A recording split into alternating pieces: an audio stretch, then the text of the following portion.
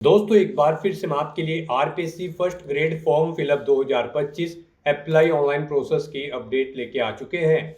किस तरह से आप आरपीएससी फर्स्ट ग्रेड के लिए 3225 वैकेंसीज के लिए अपने फॉर्म अप्लाई कर सकते हो। स्टेप बाय स्टेप कंप्लीट जानकारी आपको इस वीडियो में दी जाएगी। लास्ट डेट की अपडेट है, केवल 4 ही दिन शेष रह गए हैं। आप जल्द से जल्द अपना फॉर्म अप्लाई कर ले, कहीं मौका हाथ से छूट न जाए। अंतिम समय में आपको किस प्रकार से अपना फॉर्म अप्लाई करना होगा, कैसे अपना फॉर्म रिजेक्ट होने से बचाना होगा। ऑनलाइन आवेदन करते समय अगर आपके सामने कोई भी टेक्निकल प्रॉब्लम आ रही है तो उसका हल आपको इस वीडियो में मिल जाएगा।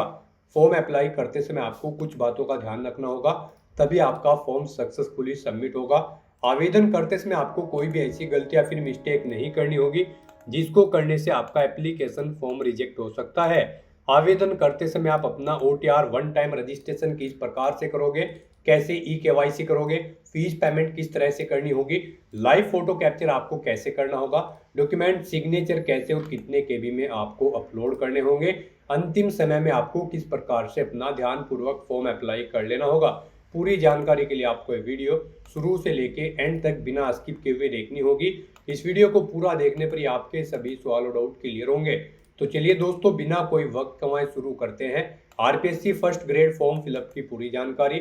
फॉर्म भरने से पहले आपको सबसे पहले हमारी वेबसाइट IND सरकारी नौकरी के इस पेज पर विजिट करना होगा, जिसका लिंक आपको नीचे description plus first comment box में मिल जाएगा। और हमारे इस पेज पर विजिट करके आप यहां से आरपीएससी फर्स्ट ग्रेड का फॉर्म अप्लाई कर सकते हो। राजस्थान पब्लिक सर्विस कमीशन लोक सेवा आयोग आरपीएससी के अंतर्गत स्कूल लेक्चरर स्कूल एजुकेशन की भर्ती है। 3225 वैकेंसीज है। लास्ट डेट की न्यू अपडेट है, आप आज ही से अपना फॉर्म अप्लाई कर ले। अंतिम समय का वेट न करें, आखिरी समय में कोई भी टेक्निकल प्रॉब्लम हो सकती है। लास्ट डेट ऑनलाइन करने की 12 सितंबर है। लेवल 12 के अंतर्गत सैलरी आपको प्रति माह के लिए दी जाएगी। Post graduate degree plus degree या डिप्लोमा एजुकेशन से आप अप्लाई कर सकते हो। 21 से 40 वर्ष आयु सीमा है। फीस जनरल अदर स्टेट के लिए 600 है, OBC BC SC ST के लिए 400 है, करेक्शन चार्ज 500 है, जो कि आप ऑनलाइन मोड से पेमेंट कर सकते हो।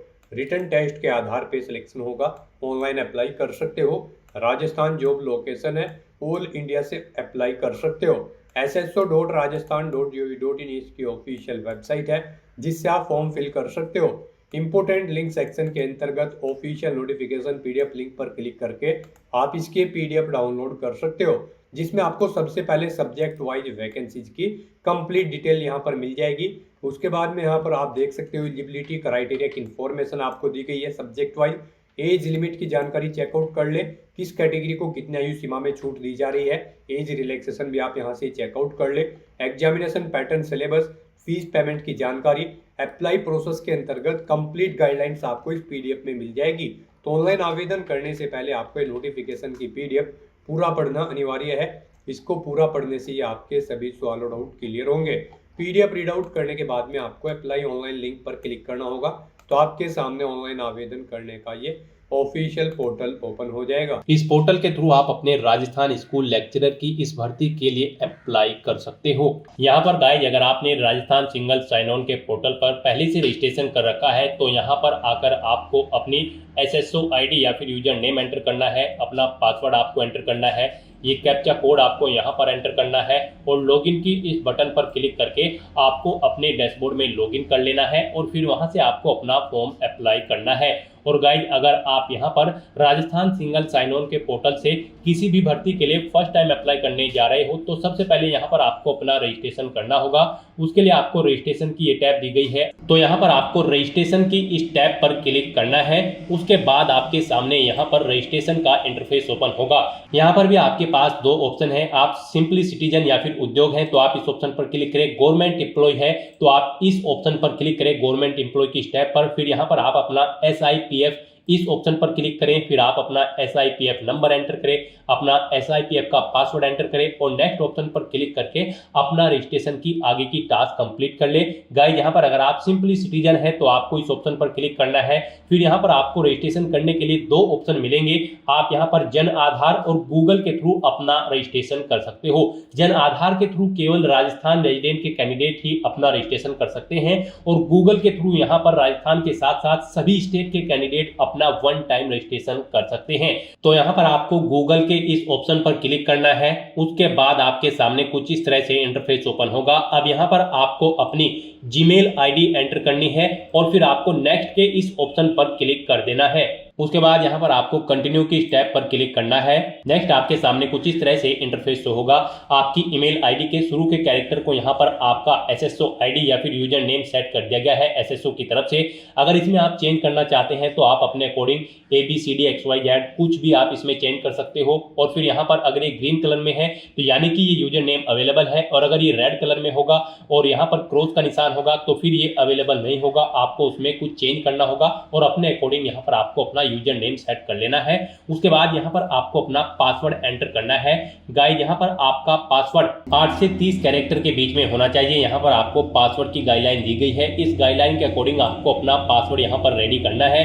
आपको कुछ इस फॉर्मेट में अपना पासवर्ड यहाँ पर रेडी करना है। मीन्स आपका पासवर्ड यहाँ पर अल्फा न्यूमेरिक फॉर्मेट में होना चाहिए। आपके पासवर्ड में कम से कम एक अपर केस कैरेक्टर, एक लोअर केस कैरेक्टर, एक इंटीजर नंबर और एक स्पेशल कैरेक्टर जैसे कि @ या फिर डॉलर होना चाहिए। तो इस फॉर्मेट में यहाँ पर आपको अपना पासवर्ड सेट करना है। वही पासवर्ड आपको कंफर्म पासवर्ड फील्ड में एंटर करना है। उसके बाद यहाँ पर आपको अपना मोबाइल नंबर एंटर करना है। फिर आपको इसे नीचे स्क्रॉल डाउन करना है। फिर यहाँ पर आपको अपना मोबाइल नंबर एंटर करना है या फिर ईमेल आईडी एंटर करनी है। और उसके बाद गाइस यहाँ पर आपको रजिस्टर की इस टैब पर क्लिक कर देना है। इस तरह से यहाँ पर आपका रजिस्ट्रेशन सक्सेसफुली कंप्लीट हो जाएगा। आपको एक यूजर आईडी और पासवर्ड आपके रजिस्टर्ड मोबाइल नंबर पर सबमिट कर दिया गया है। आपको उसे केयरफुली नोट डाउन करके रख लेना है फ्यूचर यूज के लिए। और यहाँ पर अब आपको ओके के इस बटन पर क्लिक करना है। नेक्स्ट आपके सामने कुछ इस तरह से इंटरफेस ओपन होगा।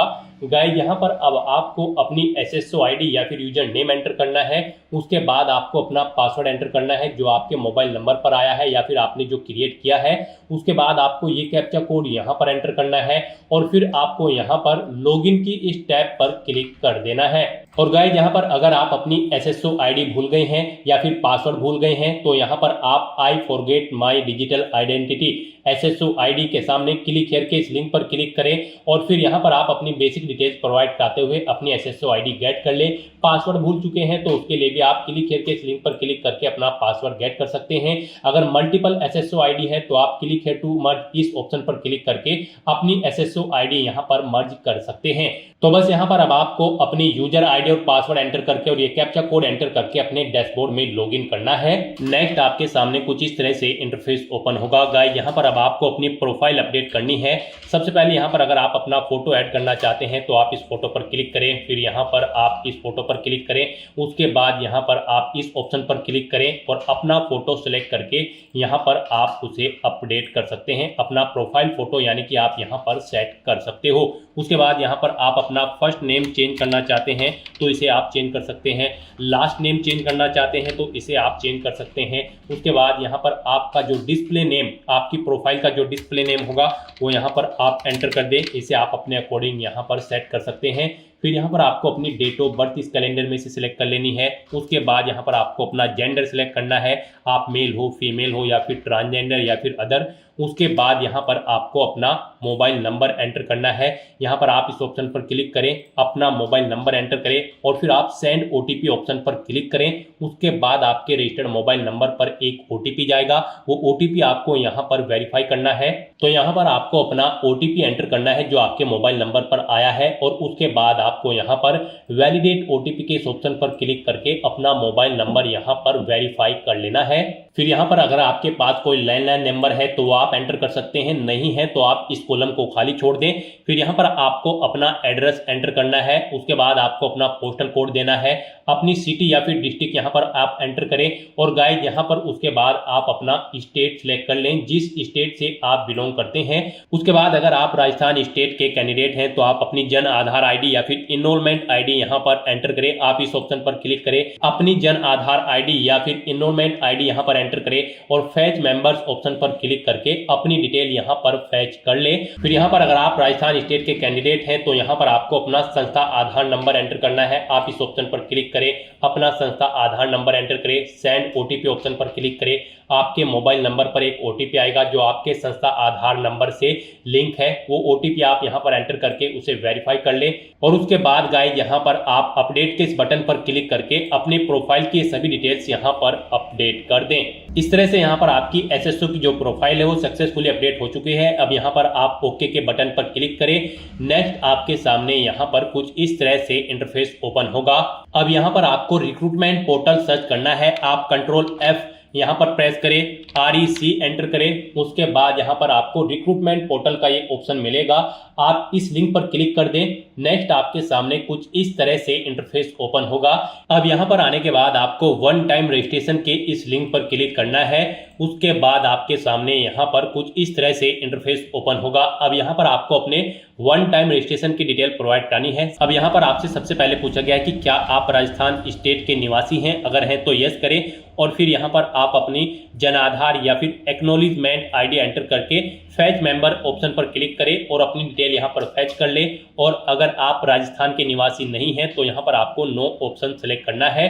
उसके बाद यहाँ पर आपको अपना आधार नंबर एंटर करना है और फिर यहाँ पर आपको एग्री की स्टेप पर क्लिक कर देना है।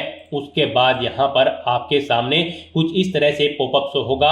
यहाँ पर आपसे पूछा गया है कि क्या आप राज्य भर्ती पोर्टल को एक बार पंजीकरण यानी कि OTR के लिए मेरे आधार विवरण, नाम, पिता का नाम, लिंग और जन्म दिनांक का उपयोग करने की अनुमति प्रदान करते हो या फिर करती हो। तो आपको इस चेकबॉक्स को ओके करना है और फिर आपको सेंड OTP के इस ऑप्शन पर क्लिक कर देना है। फिर आपके सामने कुछ इस तरह से इंटरफेस ओपन होगा। अब यहाँ पर आपको अपना आधार वेरीफाई करना है। उसके लिए आपको यहाँ पर इस चेकबॉक्स को ओके करना है और फिर आपको OTP भेजें इस ऑप्शन पर क्लिक कर देना है। उसके बाद यहाँ पर आपके रजिस्टर्ड मोबाइल नंबर पर एक OTP आएगा। उस मोबाइल नंबर पर जिससे आपका आधार लिंक है वो OTP आप यहाँ पर एंटर करें और फिर आप प्रमाणीकरण करें इस ऑप्शन पर आप क्लिक कर दें। इस तरह से यहाँ पर आपका आधार वेरीफाई हो जाएगा और आपकी जो डिटेल्स है वो यहाँ पर आपके आधार से फैच करके फिल कर दी गई है, जैसे कि आपका नाम, आपका जेंडर, आपके फादर का नाम, आपकी डेट ऑफ बर्थ। अब यहाँ पर आपको अपना मोबाइल नंबर एंटर करना है और फिर यहाँ पर आपको gate email from SSO profile इस ऑप्शन पर क्लिक करके अपनी ईमेल ID को यहाँ पर फैच कर लेना है। जो आपने रजिस्ट्रेशन टाइम पर अपनी ईमेल ID एंटर की थी वो यहाँ पर फैच होके आ जाएगी। फिर यहाँ पर आपको वेरीफाई OTR आपको इस ऑप्शन पर क्लिक कर देना है।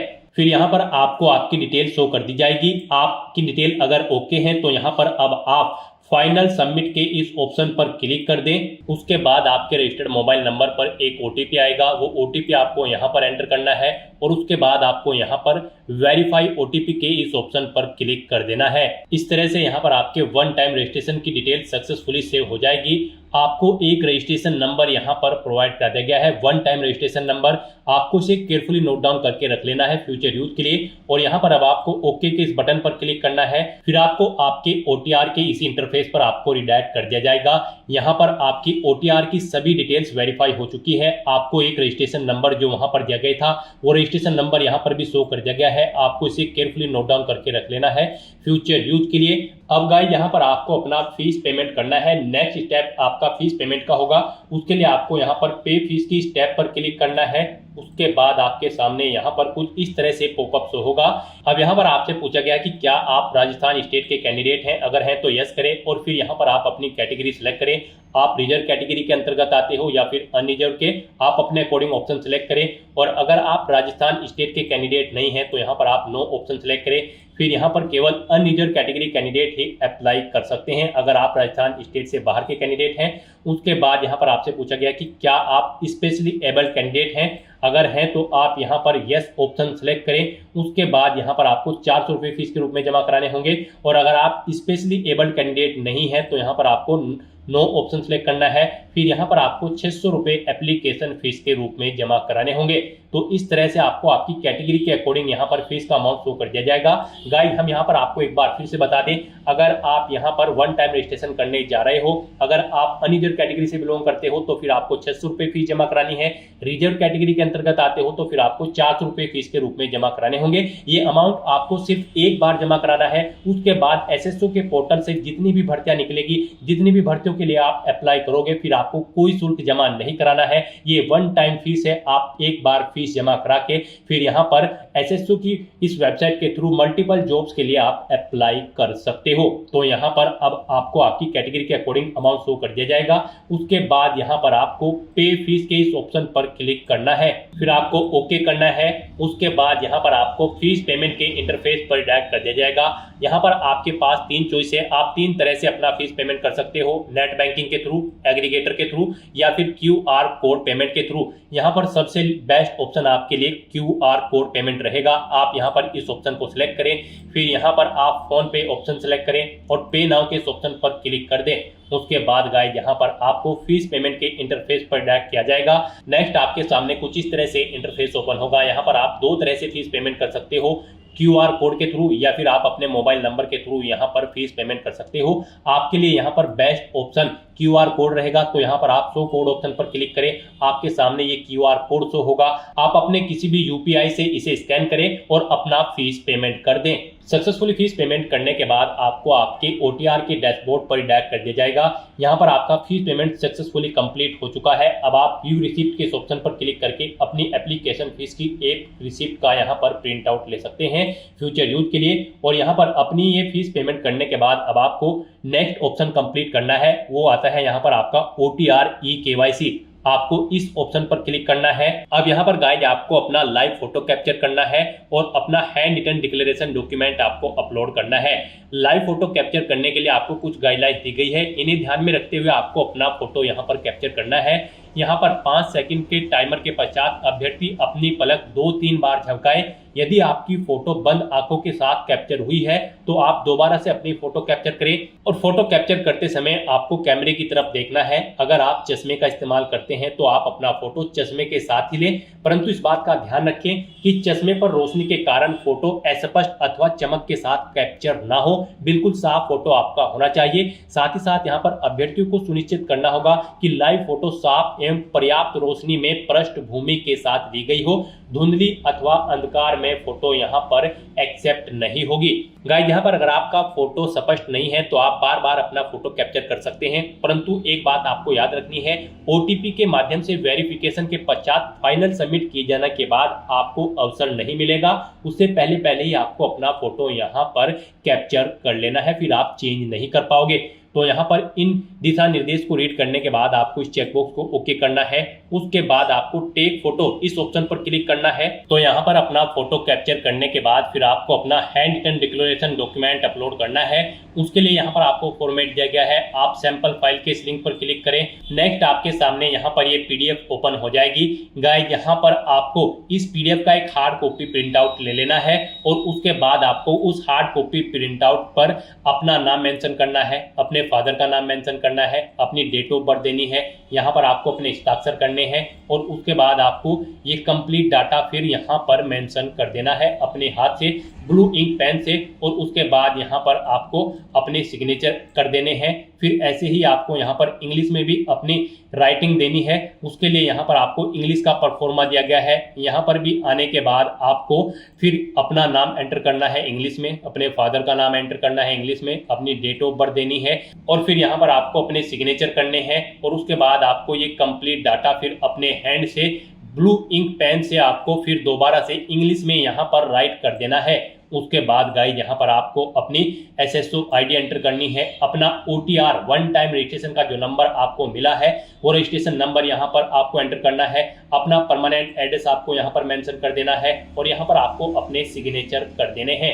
इस तरह से आपको अपना ये हैंड रिटन डिक्लेरेशन डॉक्यूमेंट तैयार कर लेना है और फिर इसका आपको फोटो खींचकर अपने कंप्यूटर में सेव कर लेना है, यानी कि इसकी एक सॉफ्ट कॉपी। और फिर आपको अपना वो डॉक्यूमेंट यहाँ पर अपलोड करना होगा।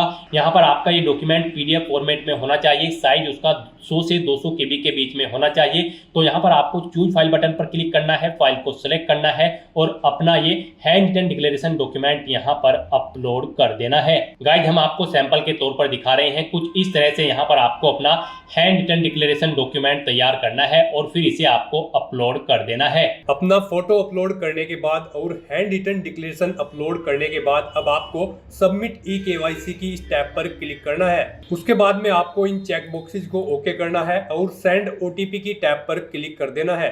एक ओटीपी आपके मोबाइल नंबर और ईमेल एड्रेस पर सबमिट किया गया है, वो ओटीपी आपको इस बॉक्स में एंटर करना होगा और फाइनल सबमिट की इस टैब पर क्लिक कर देना होगा।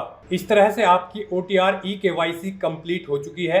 तो यहाँ पर अब आपके तीनों स्टेप कंप्लीट हो चुके हैं। आपकी प्रोफाइल यहाँ पर अपडेट हो चुकी है, फीस पेमेंट आप कर चुके हो, अपनी eKYC आप कंप्लीट कर चुके हो। अब यहाँ पर आकर आपको होम के इस लिंक पर क्लिक कर देना है। उसके बाद यहाँ पर आपको आपके डैशबोर्ड में डायरेक्ट कर दिया जाएगा। यहाँ पर आपको ऑनगोइंग रिक्रूटमेंट सेक्शन में school lecturer school education 2025 RPSC के सामने अप्लाई नाउ के इस टैब पर क्लिक कर देना है इस भर्ती पर अप्लाई करने के लिए। नेक्स्ट आपके सामने कुछ इस तरह से इंटरफेस तो होगा। अब यहाँ पर आने के बाद आपको एंट्रीज में 50 या 100 सेलेक्ट कर लेना है। उसके बाद यहाँ पर आपको स्कूल लेक्चरर के सभी सब्जेक्ट शो कर दिए जाएंगे। यहाँ पर आप स्कूल लेक्चरर की पोस्ट पर जिस भी सब्जेक्ट के अंतर्गत अप्लाई करना चाहते हैं आप अपनी चॉइस के अकॉर्डिंग यहाँ पर अप्लाई कर सकते हैं। यहाँ पर आप एक से ज़्यादा सब्जेक्ट के लिए भी अप्लाई कर सकते हैं। पहले आप एक सब्जेक्ट के लिए अप्लाई करें, फिर दोबारा से आप दूसरे सब्जेक्ट के लिए भी यहाँ पर आप अप्लाई कर सकते हैं। हम यहाँ पर आपको हिंदी सब्जेक्ट के लिए अप्लाई करके दिखा रहे हैं, बाकी सब सब्जेक्ट के लिए भी सेम ऐसे ही अप्लाई होगा। तो यहाँ पर आपको जिस भी सब्जेक्ट के लिए अप्लाई करना है उसकी टैब पर क्लिक कर देना है। उसके बाद आपके सामने यहाँ पर कुछ इस तरह से OTR डेटा रिव्यू का ये ऑप्शन शो होगा। यहाँ पर अगर आप अपने वन टाइम रजिस्ट्रेशन में अपडेट करना चाहते हैं तो आप अपडेट के इस ऑप्शन पर क्लिक करें और अपडेट कर लें। और अगर आपका OTR अपडेटेड है तो यहाँ पर बस अब आपको प्रोसीड के इस ऑप्शन पर क्लिक कर देना है। अब यहाँ पर आपका फॉर्म स्टार्ट हो चुका है। आपको यहाँ पर सबसे पहले अपनी बेसिक डिटेल्स प्रोवाइड करनी है, फिर पर्सनल डिटेल, फिर क्वालिफिकेशन और एक्सपीरियंस की, और उसके बाद यहाँ पर आपको अपनी बॉडी के आइडेंटिफिकेशन मार्क्स देते हुए यहाँ पर अपने फॉर्म का प्रीव्यू चेकआउट करते हुए उसे सबमिट कर देना है। तो यहाँ पर अब आपको अपनी बेसिक डिटेल में सबसे पहले अपनी मदर का नाम एंटर करना है। उसके बाद यहाँ पर आपको अपनी कैटेगरी सिलेक्ट करनी है, आप जिस कैटेगरी से बिलोंग करते हैं। तो यहाँ पर आपको अपनी चॉइस के अकॉर्डिंग अपनी कैटेगरी सिलेक्ट करनी है। फिर आपसे पूछा गया है कि क्या आप person with benchmark disability candidate हैं। अगर हैं तो आप अपनी डिसेबिलिटी सेलेक्ट करें, नहीं है तो आप नॉट एप्लीकेबल ऑप्शन सेलेक्ट कर लें। अगर आप यहाँ पर PWBD कैंडिडेट होंगे तो फिर आपको अपनी डिसेबिलिटी की सब कैटेगरी यहाँ पर सेलेक्ट करनी होगी। क्या आपको श्रुति लेखक की आवश्यकता पड़ेगी एग्जाम में, उसकी डिटेल आपको देनी होगी। उसका प्रबंध आप स्वयं से करेंगे या फिर डिपार्टमेंट को करना होगा, उसकी डिटेल आपको देनी होगी। फिर यहाँ पर आपको अपना मैरिटल स्टेटस सेलेक्ट करना है, आप मैरिड हो, अनमैरिड हो, डाइवोर्स हो या फिर विडोवर, आप अपने अकॉर्डिंग यहाँ पर ऑप्शन सेलेक्ट करेंगे। उसके बाद यहाँ पर ये ऑप्शन आपको यहाँ पर ऑटोमेटिकली फिर मिलेगा जो आपने OTR में फिल किया होगा। फिर यहाँ पर आपको बताना है अगर आप यहाँ पर मैरिड हो तो आपको अपनी जीवन साथी की मृत्यु की तिथि देनी है, अगर वो उनकी मृत्यु हो चुकी है। फिर यहाँ पर आपको अपने जीवन साथी का नाम देना होगा। अगर आप मैरिड होंगे, जीवन साथी के पिता का नाम यहाँ पर आपको देना होगा, शादी की तारीख देनी होगी, जीवित बालकों की संख्या यहाँ पर आपको देनी होगी। और अगर आपके जीवित बालिक नहीं है, आप अनमैरिड हो, तो यहाँ पर आपको इन सभी कॉलम्स में 000 एंटर कर देना है। उसके बाद यहाँ पर आपको आपका मोबाइल नंबर, ईमेल ID और आधार ID ऑटोमेटिकली फिर मिल जाएगी जो आपके OTR से फेच कर ली गई है। यहाँ पर अगर आप अपना व्हाट्सएप मोबाइल नंबर एंटर करना चाहते हो तो वो कर दें, पासपोर्ट नंबर देना चाहते हैं तो वो आप दे सकते हैं, जन आधार ID अगर आप देना चाहते हैं तो वो यहाँ पर आप दे सकते हैं। ये तीनों ऑप्शन यहाँ पर ऑप्शनल हैं, आप देना चाहें तो दें, नहीं देना चाहते हैं तो इन कॉलम्स को आप खाली छोड़ सकते हैं। फिर यहाँ पर आपसे पूछा गया कि क्या आप राजस्थान के अनुसूचित क्षेत्र से संबंधित हैं। अगर आप राजस्थान स्टेट के कैंडिडेट होंगे तो यहाँ पर आपको ऑप्शन शो कर दिया जाएगा, और अगर आप राजस्थान स्टेट से बाहर के कैंडिडेट हैं तो फिर यहाँ पर आपको केवल नो ऑप्शन मिलेगा। उसके बाद यहाँ पर आपको अपना कोरोस्पोंडेंस एड्रेस एंटर कर देना है, और फिर गाइस आपको यहाँ पर नेक्स्ट के इस ऑप्शन पर क्लिक कर देना है। नेक्स्ट यहाँ पर आपको अपनी पर्सनल डिटेल देनी है। यहाँ पर आप अपनी नेशनलिटी सिलेक्ट करें, अपना होम स्टेट आप यहाँ पर सेलेक्ट करें। उसके बाद यहाँ पर आप अपना होम डिस्ट्रिक्ट सेलेक्ट करें। फिर यहाँ पर आप अपना ब्लॉक सेलेक्ट करें, तहसील सेलेक्ट करें, विलेज सेलेक्ट करें। उसके बाद यहाँ पर आपसे पूछा गया है कि क्या आप इंडिया से बाहर से सेटल्ड हुए हैं। अगर हुए हैं तो आप यस करेंगे, और किस देश से सेटल्ड हुए हैं वो देश यहाँ पर आप सिलेक्ट करेंगे। नहीं हुए हैं तो आप सिंपली नो ऑप्शन सेलेक्ट करेंगे। उसके बाद आपसे पूछा गया कि क्या आप एक सर्विसमैन कैंडिडेट हैं। अगर हैं तो आप यस करेंगे, और फिर यहाँ पर आप अपनी सर्विस का स्टेटस देंगे, आप रिटायर्ड है या फिर आपने NOC ले रखी है, आप अपने अकॉर्डिंग ऑप्शन सेलेक्ट करें। रिटायर्ड अगर आप हैं तो आपको PPO नंबर देना होगा, रिटायरमेंट रिटायरमेंट की डेट सेलेक्ट करनी होगी। और अगर आप ई एक्स सर्विसमैन कैंडिडेट नहीं है तो यहाँ पर आपको नो ऑप्शन सेलेक्ट कर लेना है। उसके बाद आपको आगे की डिटेल नहीं देनी है। फिर आपसे पूछा गया कि क्या आप स्पोर्ट पर्सन हैं, अगर हैं तो आप यस करें और फिर स्पोर्ट का टाइप सेलेक्ट करें, आप नेशनल लेवल के खिलाड़ी हैं या फिर इंटरनेशनल, और उसकी डिटेल यहाँ पर आप प्रोवाइड करा दें। और अगर आप स्पोर्ट पर्सन नहीं हैं तो सिंपली यहाँ पर आप नो ऑप्शन सेलेक्ट करेंगे, फिर आपको आगे की डिटेल नहीं देनी होगी। फिर आपसे पूछा गया कि क्या आप यहाँ पर एनसीसी कैडेट इंस्ट्रक्टर है, अगर हैं तो आप यस करेंगे। कब से कब तक थे वो डेट आप सिलेक्ट करेंगे, नहीं है तो आप नो ऑप्शन सेलेक्ट करेंगे। क्या आप भूतपूर्व कैदी हैं, अगर हैं तो आप यस करेंगे। कब से कब तक थे वो डेट आप सेलेक्ट करेंगे, नहीं है आप कैदी तो आप सिंपली नो ऑप्शन सेलेक्ट करेंगे। फिर आपसे पूछा गया है कि क्या यहाँ पर आप मौजूदा सरकारी विभाग या फिर सार्वजनिक उपक्रम कर्मचारी है, अगर हैं तो आप यस करेंगे। और फिर यहाँ पर आप सर्विस का नाम देंगे जिसमें आप कार्यरत थे। फिर यहाँ पर आपको सब कैटेगरी सिलेक्ट करनी होगी और फिर ऑर्गेनाइजेशन का नाम देना होगा। और यहाँ पर अगर आप मौजूदा सरकारी विभाग या फिर सार्वजनिक उपक्रम कर्मचारी नहीं है तो सिंपली यहाँ पर आप नो ऑप्शन सेलेक्ट करें, आगे की फिर डिटेल आपको नहीं देनी होगी। फिर आपसे पूछा गया है कि क्या आप यहाँ पर एडिशनल कैटेगरी के अंतर्गत आते हैं, इन कैटेगरीज में जैसे कि रिलीज इमरजेंसी कमीशन से हैं या फिर आप आर्मी पर्सनल कैंडिडेट हैं, अगर हैं तो आप इन ऑप्शन में से कोई भी ऑप्शन सेलेक्ट करें, नहीं है तो इनको ऐसे ही रहने दें। इस तरह से अपनी डिटेल प्रोवाइड करने के बाद फिर गाइस यहाँ पर आपको नेक्स्ट के इस ऑप्शन पर क्लिक कर देना है। नेक्स्ट यहाँ पर आपको अपनी एजुकेशनल क्वालिफिकेशन की डिटेल प्रोवाइड करनी है। गाइस यहाँ पर सबसे पहले आपको चेकबॉक्स को ओके करना है और फिर यहाँ पर आपको अपनी क्वालिफिकेशन की डिटेल प्रोवाइड करनी है। इसके लिए आप नोटिफिकेशन में से चेकआउट कर सकते हो कि किस पोस्ट पर अप्लाई करने के लिए यहाँ पर क्या आपकी क्वालिफिकेशन होनी चाहिए। जैसे कि यहाँ पर पद क्रमांक संख्या 1 से 12 तक एवं 14 से 16 तक के लिए आपके पास पोस्ट ग्रेजुएट डिग्री होनी चाहिए या फिर इसके इक्विवेलेंट एग्जामिनेशन आपका पास आउट होना जरूरी है, जो कि रिकॉग्नाइज हो यूजीसी से रिलेवेंट सब्जेक्ट के अंतर्गत, यानी कि जिस सब्जेक्ट की टीचिंग के लिए आप अप्लाई करने जा रहे हैं उस सब्जेक्ट के अंतर्गत आपकी पोस्ट ग्रेजुएट डिग्री होनी चाहिए या फिर इसके इक्विवेलेंट एग्जामिनेशन आपका पास आउट होना चाहिए। साथ ही साथ यहाँ पर आपके पास डिग्री या फिर डिप्लोमा होना चाहिए एजुकेशन में, यानी कि एजुकेशन मतलब जैसे कि बीएड या फिर डीएलएड में, जो कि रिकॉग्नाइज हो यहाँ पर national council of teacher education government से। तो यहाँ से आप जिस भी पोस्ट के लिए अप्लाई करने जा रहे हैं उसकी एजुकेशनल क्वालिफिकेशन चेकआउट कर सकते हो। यहाँ पर आपको पद क्रमांक संख्या के अकॉर्डिंग आपकी क्वालिफिकेशन की डिटेल प्रोवाइड कर दी गई है। यहाँ से आप जिस भी पोस्ट के लिए अप्लाई कर रहे हैं उसकी क्वालिफिकेशन चेकआउट कर सकते हैं। हम यहाँ पर आपको हिंदी सब्जेक्ट के लिए अप्लाई करके दिखा रहे हैं, उसके लिए यहाँ पर आपके पास ये क्वालिफिकेशन होनी चाहिए जो हमने आपको अभी बताई है। बाकी पोस्ट के लिए आप यहाँ से अपनी क्वालिफिकेशन चेकआउट कर सकते हो और उसके अकॉर्डिंग यहाँ पर आप अप्लाई कर सकते हो। यहाँ पर आप एक से ज्यादा सब्जेक्ट की टीचिंग के लिए भी अप्लाई कर सकते हो। यहाँ पर आपको क्रमांक संख्या दे दी गई है, सीरियल नंबर, यहाँ पर किस सब्जेक्ट का क्या सीरियल नंबर है और उसके अकॉर्डिंग फिर यहाँ से आप अपनी क्वालिफिकेशन चेकआउट कर लें कि किस पद क्रमांक संख्या के लिए क्या यहाँ पर क्वालिफिकेशन है।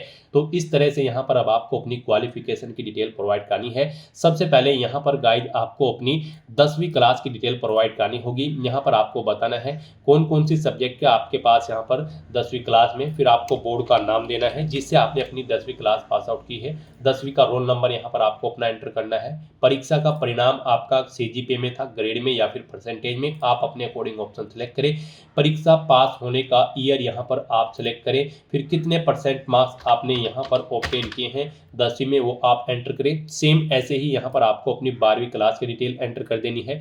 फिर आपको अपनी ग्रेजुएशन या फिर इसके इक्विवेलेंट जो आपने क्वालिफिकेशन कर रखी है उसकी डिटेल भी आपको सेम यहाँ पर ऐसे ही देनी होगी। यहाँ पर सबसे पहले आपको सब्जेक्ट देना होगा, किस सब्जेक्ट में आपने अपनी ग्रेजुएशन की है, यूनिवर्सिटी का नाम देना होगा या फिर स्कूल का जिससे आपने अपनी ग्रेजुएशन पास आउट की है, ग्रेजुएशन का रोल नंबर यहाँ पर आप दें, परीक्षा का मोड यहाँ पर आप सिलेक्ट करें, रिजल्ट किसमें आपका रिजल्ट था, सीजीपीए, ग्रेड, पास, परसेंटेज या फिर अवेटिंग है, आप अपने अकॉर्डिंग यहाँ पर ऑप्शन सेलेक्ट करें। फिर यहाँ पर आप पासिंग ईयर सेलेक्ट करें। उसके बाद गाइड यहाँ पर आपको अपनी मार्क्स की परसेंटेज एंटर कर देनी है। इसी तरह से यहाँ पर आपको अपनी पोस्ट ग्रेजुएशन या फिर इसके इक्विवेलेंट अगर आपने कोई एग्जाम पास आउट कर रखा है तो उसकी डिटेल देनी होगी। यहाँ पर भी आपको सब्जेक्ट देना है जिसमें आपने अपनी पोस्ट ग्रेजुएशन कंप्लीट की है या फिर आपके पास पोस्ट ग्रेजुएशन में जो जो सब्जेक्ट थे वो यहाँ पर आप एंटर करें, यूनिवर्सिटी का नाम दें जिससे आपने अपनी पोस्ट ग्रेजुएशन कंप्लीट की है। फिर यहाँ पर आपको अपना पोस्ट ग्रेजुएशन का रोल नंबर देना है। परीक्षा का जो परिणाम था वो आपका सीजीपीए में था, ग्रेड में था, या फिर यहाँ पर आप अपने अकॉर्डिंग ऑप्शन सेलेक्ट करें। उसके बाद यहाँ पर पासिंग ईयर सेलेक्ट करें, परसेंटेज आप अपनी दें। उसके बाद आपके पास कोई डिप्लोमा या फिर अन्य क्वालिफिकेशन है, यानी कि जैसे कि बीएड या फिर डीएलएड आपने कर रखी है, तो यहाँ पर आप डिप्लोमा या फिर अन्य क्वालिफिकेशन के सेक्शन में उसकी डिटेल भी सेम ऐसे ही यहाँ पर प्रोवाइड करा सकते हैं। उसके बाद यहाँ पर आपसे पूछा गया है कि क्या आपको एक्सपीरियंस है। अगर है तो यहाँ पर आप अपने एक्सपीरियंस की डिटेल देंगे, नहीं है तो आप यहाँ पर नो ऑप्शन सेलेक्ट रहने देंगे और फिर यहाँ पर कोई डिटेल आपको नहीं देनी होगी। और अगर आपको एक्सपीरियंस है तो यहाँ पर आप यस ऑप्शन सेलेक्ट करें और फिर अपने एक्सपीरियंस की डिटेल यहाँ पर प्रोवाइड कराएं। यहाँ पर आपको अपना नाम देना है, फिर आपको अपना रजिस्ट्रेशन नंबर ऑफ इंस्टीट्यूट या फिर एम्प्लॉयर यहाँ पर देना है, अपनी डेजिग्नेशन देनी है, किस पोस्ट पर आप कार्यरत थे, डिपार्टमेंट का नाम देना है जिसमें आप कार्यरत थे, जॉब का नेचर यहाँ पर आपको देना है, कब से कब तक आप कार्यरत थे वो डेट आपको सिलेक्ट कर लेनी है। फिर यहाँ पर इन डेट के अकॉर्डिंग यहाँ पर आपके एक्सपीरियंस की जो सर्विस की लेंथ है ईयर मंथ डेज में कैलकुलेट करके यहाँ पर आपको शो कर दी जाएगी। कितनी सैलरी आपको मिलती थी, वेतनमान यहाँ पर आप अपना एंटर करें, ग्रेड पे यहाँ पर आप अपनी एंटर करें और ऐड के इस ऑप्शन पर क्लिक करके आप अपने एक्सपीरियंस की डिटेल यहाँ पर आप ऐड कर दें। और अगर आपको एक से ज़्यादा जगह वर्किंग एक्सपीरियंस था तो फिर आप दोबारा से आप अपनी डिटेल यहाँ पर ऐड प्रोवाइड कराएं और ऐड के ऑप्शन पर क्लिक करके ऐड कर दें। इस तरह से अपनी एजुकेशनल क्वालिफिकेशन और एक्सपीरियंस की डिटेल प्रोवाइड करने के बाद फिर गाइज आपको यहाँ पर नेक्स्ट के इस ऑप्शन पर क्लिक कर देना है। नेक्स्ट आपके सामने ये पॉपअप शो होगा, आपको यहाँ पर इन चेक बॉक्सेस को ओके करते हुए वेरीफाई करना है और फिर गाइज यहाँ पर आपको सेंड ओटीपी के इस ऑप्शन पर क्लिक कर देना है। फिर आपके रजिस्टर्ड मोबाइल नंबर और ईमेल आईडी पर जिससे आपने ओटीआर किया है उस पर एक ओटीपी आएगा, वो ओटीपी आपको यहाँ पर एंटर करना है और उसके बाद आपको यहाँ पर वेरीफाई ओटीपी के इस ऑप्शन पर क्लिक करते हुए अपनी डिटेल वेरीफाई कर लेनी है। नेक्स्ट यहाँ पर आपको अपने सिग्नेचर और लेफ्ट थंब इंप्रेशन अपलोड करने हैं। फोटो यहाँ पर आपका ऑटोमेटिकली फैच कर लिया गया है आपके ओटीआर से। यहाँ पर आपके जो सिग्नेचर होंगे वो यहाँ पर 20 KB से 50 KB के बीच में होने चाहिए और लेफ्ट थंब इंप्रेशन भी आपका 20 से 50 KB के बीच में होना चाहिए। डॉक्यूमेंट आपके ये यहाँ पर जेपीजी या फिर जेपीईजी फॉर्मेट में होने चाहिए। इन्हें अपलोड करने के लिए आपको चूज फाइल के बटन पर क्लिक करना है, फाइल को सिलेक्ट कर लेना है और 1 बाय 1 करके अपना सिग्नेचर और लेफ्ट थंब इंप्रेशन यहाँ पर आपको अपलोड कर देना है। फिर आपकी बॉडी पर कोई कट या तिल का निशान है तो उस पैलेस का नाम यहाँ पर आपको एंटर करना है और उसके बाद गाइज आपको नेक्स्ट के इस ऑप्शन पर क्लिक कर देना है। नेक्स्ट आपके सामने आपके एप्लीकेशन फॉर्म का पूरा प्रीव्यू शो कर दिया गया है। आपको सभी डिटेल केयरफुली चेकआउट करनी है, पेज को नीचे स्क्रॉल डाउन करना है, डिक्लेरेशन सेक्शन में आकर इस चेकबॉक्स को ओके करना है और फिर गाइज आपको फाइनल सबमिट के इस ऑप्शन पर क्लिक कर देना है। उसके बाद आपके सामने ये पॉपअप शो होगा, यहाँ पर आपको इस चेकबॉक्स को ओके करना है और फिर आपको सेंड ओटीपी के इस ऑप्शन पर क्लिक कर देना है। फिर आपके रजिस्टर्ड मोबाइल नंबर और ईमेल आईडी पर एक ओटीपी सबमिट किया गया है, वो ओटीपी आपको यहाँ पर एंटर करना है और उसके बाद वेरीफाई ओटीपी के इस ऑप्शन पर क्लिक करके अपने एप्लीकेशन फॉर्म को वेरीफाई कर लेना है। इस तरह से यहाँ पर आपका एप्लीकेशन फॉर्म सक्सेसफुली सबमिट हो चुका है। आपके सामने आपका एप्लीकेशन फॉर्म शो कर दिया गया है। अब यहाँ पर आपको प्रिंट के इस ऑप्शन पर क्लिक करके अपने एप्लीकेशन फॉर्म का एक हार्ड कॉपी प्रिंट आउट ले लेना है फ्यूचर यूज के लिए, फ्यूचर रेफरेंस के लिए। तो दोस्तों ऐसे आप Rajasthan public service commission school lecturer के 3225 खाली पदों को भरने के लिए अपने फॉर्म अप्लाई कर सकते हो स्टेप बाय स्टेप, बिना कोई मिस्टेक किए हुए। आज की इस वीडियो में बस इतना ही। आई होप ये वीडियो आपको पसंद आई होगी।